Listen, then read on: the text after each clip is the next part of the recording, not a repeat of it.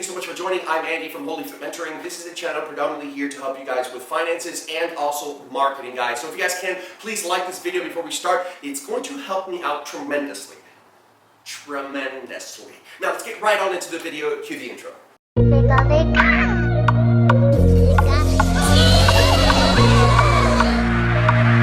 Here are the top 5 different things that you guys need to know and do before you start investing. Here's a little story. Now, I grew up in the 90s, so I grew up with Pokemon. Pokemon is really, really big right now because there's tons of channels promoting this kind of, art and collectibles. And once Logan Paul talked about it, it kind of just went everywhere and went crazy. Now, I am very familiar with the first generation of the WOTC versions, which is your base set. We also have your first editions. I'm very familiar with that. And today, actually, I went around my neighborhood markets pretty much, and I tried to look into the new style of Pokemon.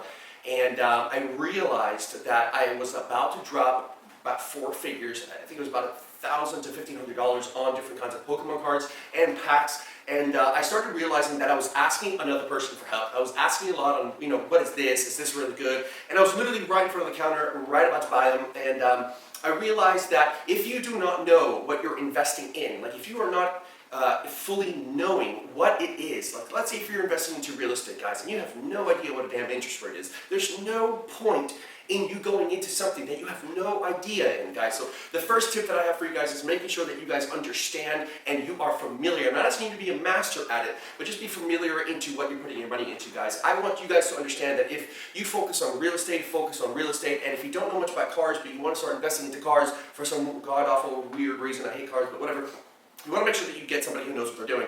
This brings me to number 2. And guys, if you guys don't know what you're doing, make sure that you guys hire a mentor. Now, some of them will ask for money and be paid for their services, and others, if you, just click, you can learn a lot from them, guys. The best thing that I can advise you guys to do if you guys are young, I would encourage you guys to find somebody who does what you want to do, who's a master at the field and living the life that you want to live, and shoot them a message and spam them with messages. Make sure that they see the message that you're sending and just let them know, hey, my name is Andy Rodriguez, I'm 18 years old, and I want to work for you for free. You get me for 90 days, I want nothing from you, and literally over-deliver. When they say yes, because they will, you are going to learn so much within the 90 days, guys, making sure that you understand what field that you're in, guys. And at the end of it, you're more than likely going to be surprised if you over-deliver that they might hire you as somebody who, is part of the company.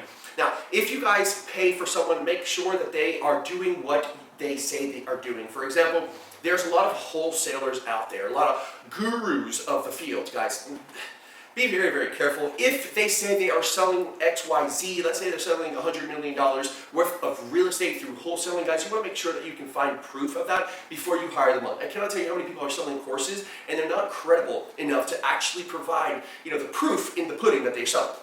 So make sure if it's something about real estate and selling real estate wholesale, ask them for their HUD statements. This is going to be a statement that kind of proves that, like, hey, this person's really selling XYZ worth of real estate, guys. Also, guys, number 3, I cannot say this enough. Do not buy liabilities, chains, watches, cars, homes, dogs, toys, any of that stuff, jet skis. It's literally pointless. Now, I am a big enthusiast of all of those things, and I myself love, the Range Rover, or I want, the big-ass boat. And yes, I could drop the cash for it, but guys, if you do not have an asset paying and cash flowing you the amount that you need to pay for the car, do not buy it. For example, let's say you want to buy a $1,000 car, right? Let's say you want to buy a $100,000 car. Let's say you want to buy a Range Rover. Now, the payments on that Range Rover is more than likely going to be about $1,600 to $2,000 depending on your credit. Now, if you do not have a company or an asset, a passive income source receiving $2,000 a month or $1,600 a month of assets, of cash flow, you cannot afford that. So make sure that your liabilities are being paid by your assets. So if you have a house and the rent income is, let's say, $2,000 and $1,000 of it goes to your mortgage, leaving you $1,000 a month extra, once it's rented out, you can now afford a car that's going to pay you or that it's going to cost you $1,000. Does that make sense to you guys? And the last thing that I really wanted to say, guys, is leveraging debt. Now, there's two different philosophies that are totally polar opposites. You have the Dave Ramsey approach, which is kind of more of a conservative way, debt-free kind of thing, and making sure that you pay for everything cash and stuff like that. Then you have the Grant Cardone method, which is like the far opposite side of the spectrum. He uses debt like crazy. He's got over $1 billion worth of debt, but he's making the cash flow, coming through the amount of debt that he has. So this is called the leveraging debt. I'm not going to tell you what to do, but I'm going to tell you the secret on leveraging debt. Now, let's say you have a house, a piece of real estate, that's going to cost you $100,000. Let's say you only have $20,000, right? But your income is pretty high. That $20,000 is a 20% down payment of that house.